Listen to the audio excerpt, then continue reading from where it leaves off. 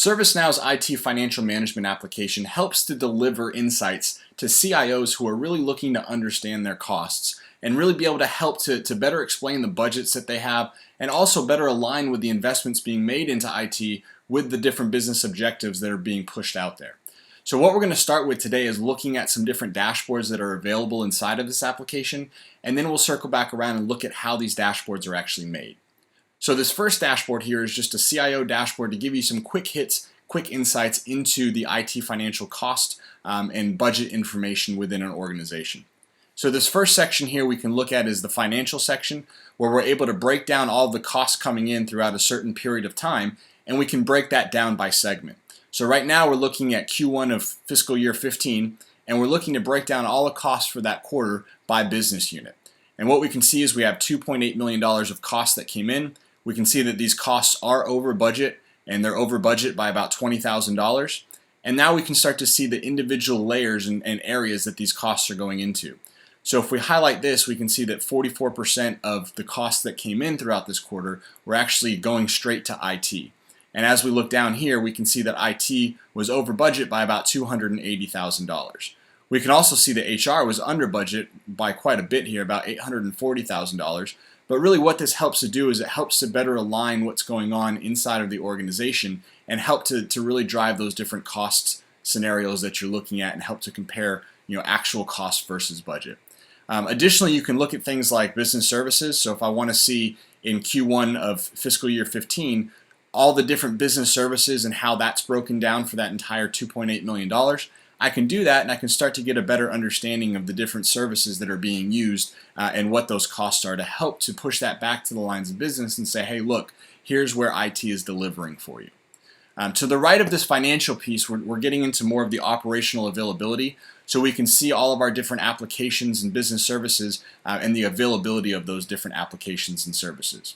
And then to the right of that, we have all of our project go lives by date, which helps to just get a better picture of all the upcoming events and projects that are going to be happening inside of the organization. So the next dashboard that we want to look at here is the financial overview dashboard. Now this dashboard helps us to gain a better insight into particular segments of the organization because we're able to break it down a little bit further and get a little bit more granular. You'll notice that we're looking at the segment of business units. We can also break this down again the same way we did on that first dashboard by looking at business services, departments, and so on. We also have the ability to drill into each of these different segments and see what's composing that segment. So right now, if we're looking at the business units, we can see all the business units and actually drill into those business units to get a little bit more granular. And lastly, we're able to find the period that we want to look at. So right now, we're looking at over the past 5 quarters what the breakdown is for the business units in general. So we can see breakdown of IT spending, allocations by segment, where this breaks down all the various segments inside of that business unit segment. And we can see segments by fiscal period as well as sub-buckets per segment. So this really gives us just a quick hit again of some more granular data that's making up these different reports here.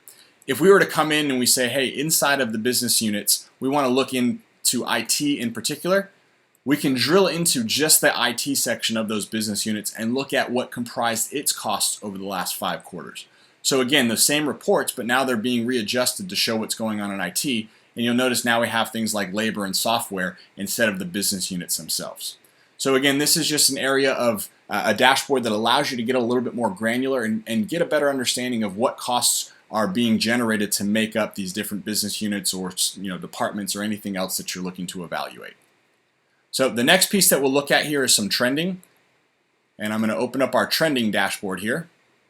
And now we're able to get a picture of trends that are going on inside of our organization. Again, you'll see that you can break this down by period. And right now we have different trends by business unit, for the cost being allocated, by business service, IT shared services, trends by department, and all this can be configured to show the different trends that you're looking at. But really the importance here and why this is valuable when you're trying to analyze all the costs coming into your organization is you've looked at the CIO dashboard, which is a high-level view of everything that's going on for a particular segment of time. Next, we looked at how you can break down those costs over specific periods of time and get a little bit more granular. The next logical approach is to look at the trends for that. Am I getting better? Am I getting worse? How are my costs being allocated? as we start to set strategic goals, are those goals being met? And that's where this trending dashboard really comes into play to help you to better understand the things going on in your organization over a period of time. Now that we've had a chance to take a look at the different dashboards that are available inside of this application, the next piece that we want to look at is how these dashboards are actually comprised. So we'll spend just a brief moment looking at the tool, which is called the IT Workbench, that actually allows us to create the models, allocate the expenses, and generate these different dashboard views to be able to deliver to the executive level.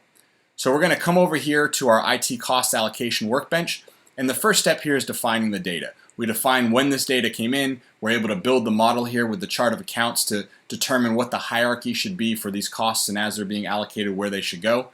The next piece is data cleansing.